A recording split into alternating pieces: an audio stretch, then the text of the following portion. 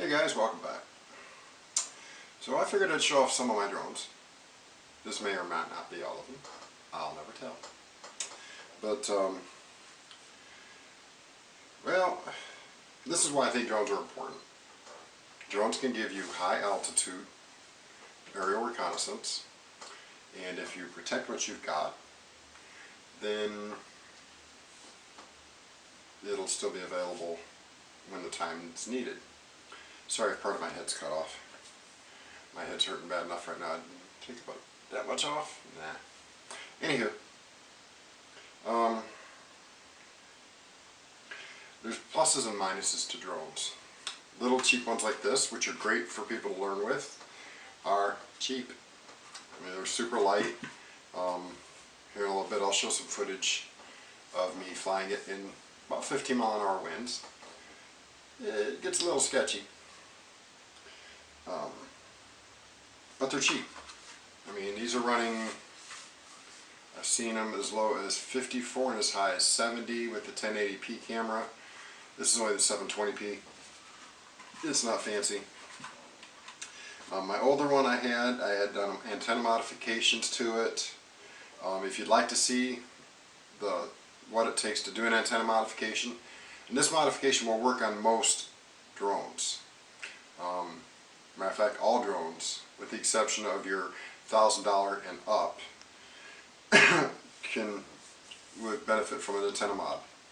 I still have this little guy. Fortunately, the app for this, they've updated, and it took an awful lot of work for me to get this little Wi-Fi booster to work.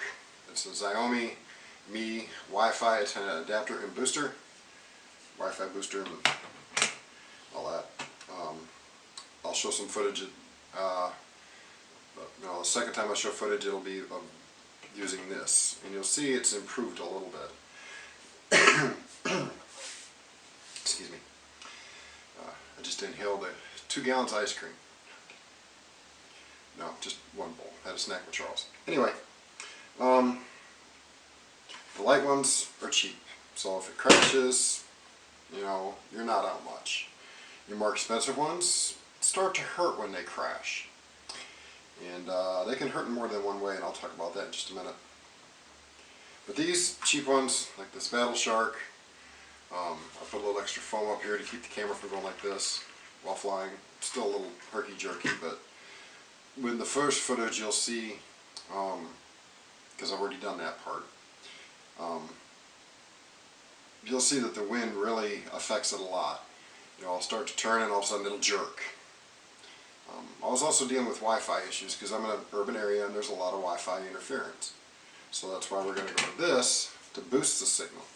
And you'll see, which I haven't done this footage yet, and I'll do it tomorrow after the day after I film this. You'll see an improvement, as well as in some of the video quality. Now, video for the 720p is not bad. I mean, we used to live on 720p before we got all this 1020 and 2K and 4K or 1080. I'm sorry, but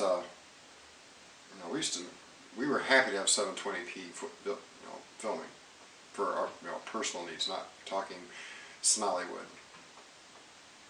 But drones like this size are also good for learning on. These can actually be flown inside a house if you have enough room. I have the full set. They weren't cheap a long time ago. They aren't cheap now. So if you're into Star Wars, these are battle drones. This is the only one that's actually out of the box. All the other, this one and this one are still sealed. This is the only one that's open. And, if I can get this one to pop, maybe. Maybe not. Hold on. I know. Should have been ready, dummy.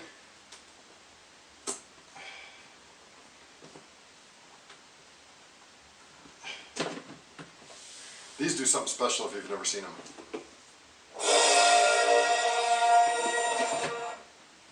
They light up and sing to you. Well, they don't sing, but they play Star Wars music, which is pretty cool. That's why I have all 3.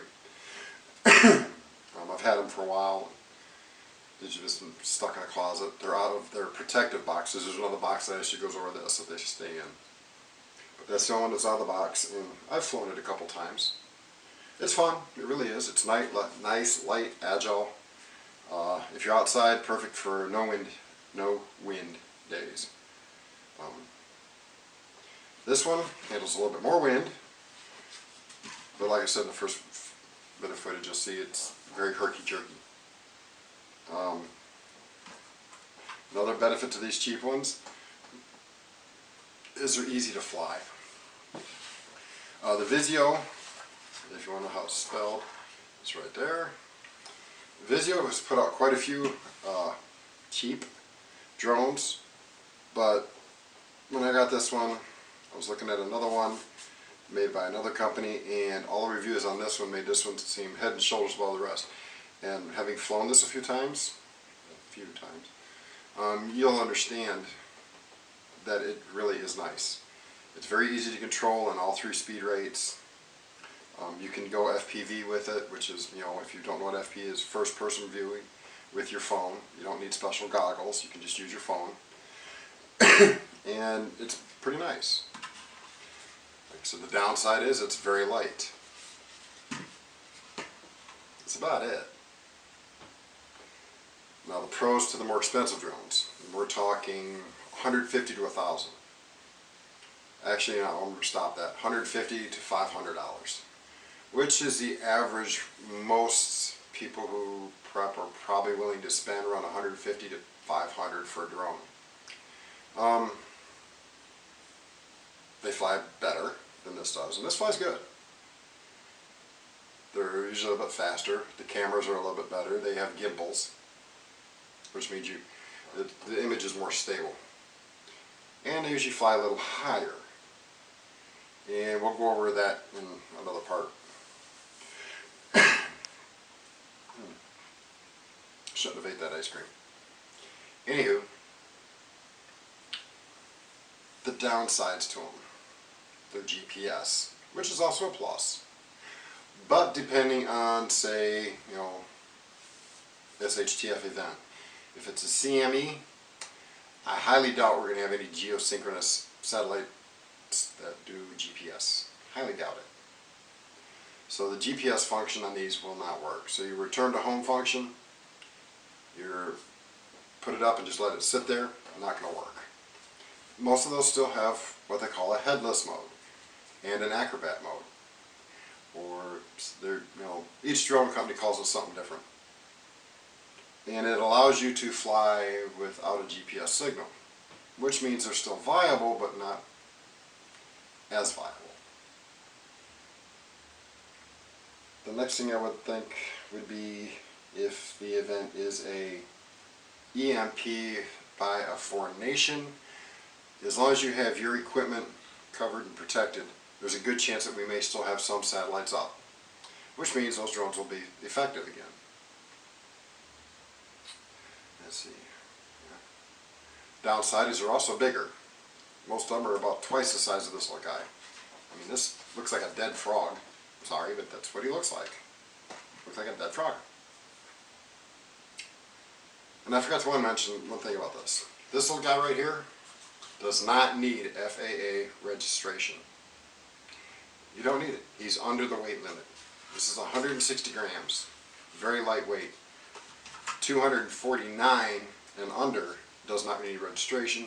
250 grams and up, or half a pound, needs to be registered with the FAA. So this little guy, these little guys, don't need to be registered. So you don't have to worry about going through all that stuff. You still have to mind the law, and like I said, we'll go over that in a minute. The more expensive ones are heavier, they have to be registered.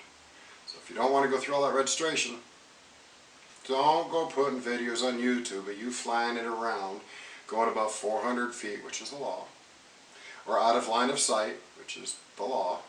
I'm not saying it's right, I'm just saying it's the law. And just don't do it. Because even though they don't actively search, all it takes is one incident, and it's going to be very painful in the pocketbook and in other ways too. So these little guys like this one, let's just average it out to $65, $68. It comes with drone, 3 batteries, controller, a spare set of props, prop guards, which if you're new and haven't flown them before, I highly recommend. I'm rusty, so yeah, I'm still using them. Because, well, you know what? This next part's going to be graphic. And I'm going to show you a small clip from another YouTube channel of what can happen if you're not paying attention. So roll that clip. Or there. I don't know, just roll the clip.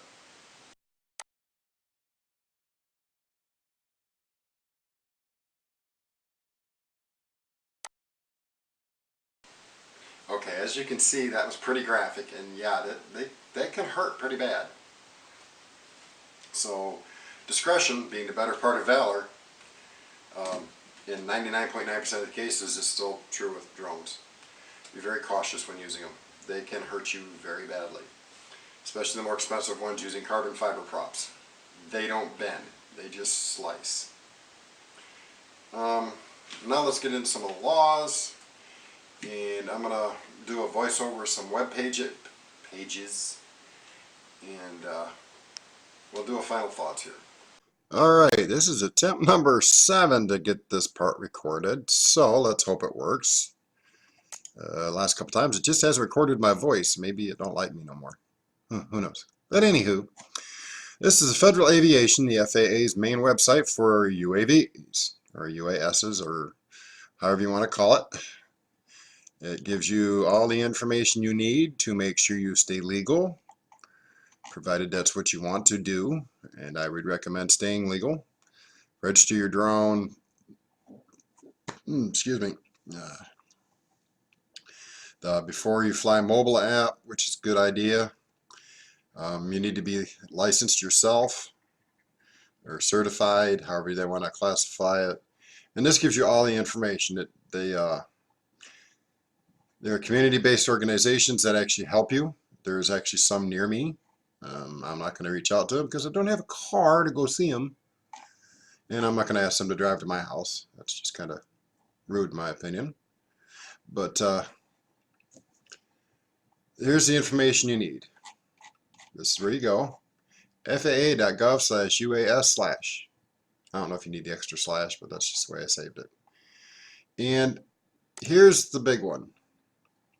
I live in this general vicinity, right around in here. I'm not going to pinpoint it exactly.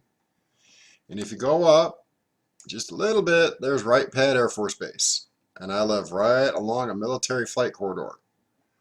So when these boys fly out of Wright Pat, they either go right over me or they go over this way. And you can scroll out to the entire US map and look at all these flight restrictions. They virtually cover most of the US. The bigger circle is the bigger the airport. Just like this one right here, probably St. Louis, I'm guessing. Yep, see? Look at that. Each circle is a higher height, and the closer you get in, the lower the height is. But starting at this point here, this is a no-fly zone for a major airport. These are minor airports, community airports and such. Each one has variable flight restrictions. You can't fly in your airports without contacting the tower within a certain limit of the airport. And you can't contact towers directly. You have to contact the FAA, then they contact the tower, then the tower contacts the FAA, then the FAA contacts you. Provided you know exactly what day you're going to be there and you do it far enough in advance for them to get back with you. Because sometimes it takes them a few days, 2 weeks for them to get back to you. So hopefully you submitted it well enough in advance and everything went well and you can get a flight near one. But there are certain parts of the airspace you cannot fly no matter what. So just be mindful of the rules. Don't be a bad apple and ruin it for everybody. But there are certain areas like right over here in the middle of nowhere where they don't care if you fly. They don't. One other thing I want to show, let's see if I can get back to it real quick, is this right here. Oh, not yet. One more. Okay, this is a temporary flight restriction list. And this is, I need to update this. I haven't updated it, so let's check, see if it's updated. These are flight restrictions for the entire US. So if there's a flight restriction near you, it will be listed here. Let's see, we're coming up on, let's see what date. Most of those are past, these are coming up. Let's click on one.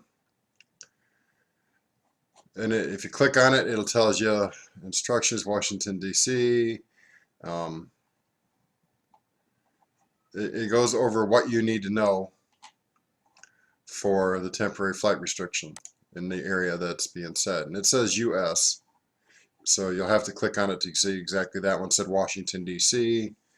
Let's see, there's a plus sign here. And as you can see, these circles notate where they are, and so do the red dots. So these little red dots are probably dignitaries, congressmen, and so on and so forth that they have special privileges or what have you.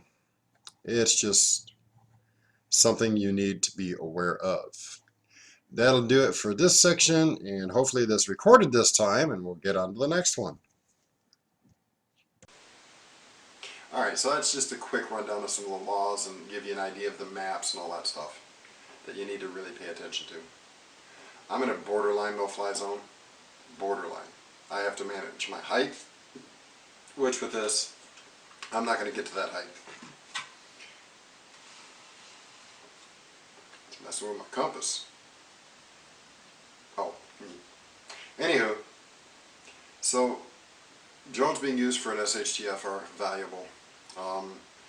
If you've got several people in your mag or in your own group that have drones, be very beneficial. You can have shifts. If you're worried about distance, you can set up something with one of these, a power cell and a repeater booster. This is 2.4 gig. They do also make 5 gig or 5G, and it's not the 5G wireless I'm talking about, just 5Gs. That's a whole other deal in and of itself. But you can always set up strategically points around where you can have some of these and some of these setting up, so your range is extended in all 4 directions, or all 8 directions, however you want to look at it, depending on the number of drones. You just set them up. If anybody decides to get a drone and decides to go with the me thing, get with me. I will tell you the walk around, and it's a chore, it's a pain in the butt. Once it's done once and done. That's it. You only got to do it one time, because this doesn't forget. So you just got to do it one time. That's it. You never even actually have to open up the Me app, the Xiaomi app ever again, unless of course you decide to change something. But I honestly feel drones would be very valuable in situation. Aerial reconnaissance. You can lead people on a wild goose chase. You can distract people with them. There's dozens of opportunities to use them and reasons to use it for that opportunity. I'm not going to go into a long spiel about it. This video is already close to 20 minutes, if not over 20 minutes now. So,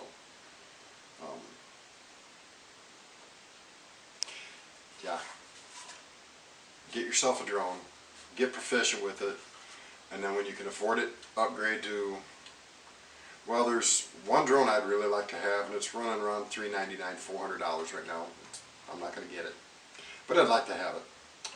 And I'm not going to post a link to it, but it's a really nice drone for the price. It's got 1080p gimbal camera. It's a little bit bigger than this guy. It weighs enough to have to be registered though. It's got a brick for a battery. But it's just as good as a DJI Maverick, the original, and almost as good as Mavic Pro. And since now my Maverick is gone, somebody wanted it more than I did apparently. This would make a good runner-up. But like I say, it's just out of my price range. That being said, there are drones that are worth getting around the $350, $400 price range. Very capable, quality drones. I don't care what anybody else says, you don't have to spend $1,500 to $5,000 or more for a drone to get good video and quality, distance and time and everything else. What I'm looking at is 15-minute run time. It's got a range of 3 miles. 3 miles. That's all further you need. If you can't see what you need to see in them 3 miles, then, well, you better move forward and get further away or closer to what you're trying to see. And yeah, you can program it. That's a whole other series of things.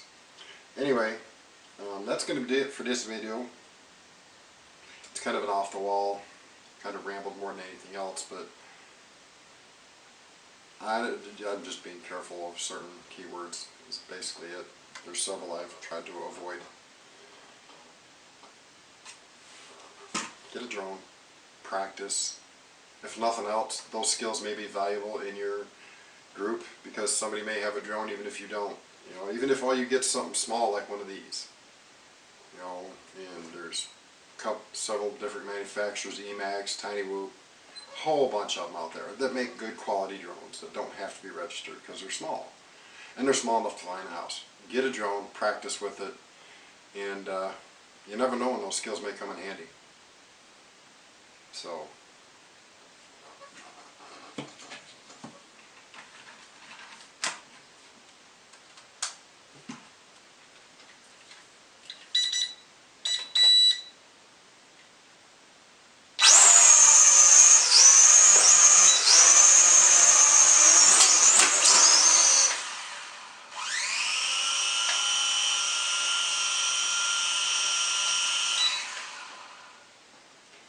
up and over and down.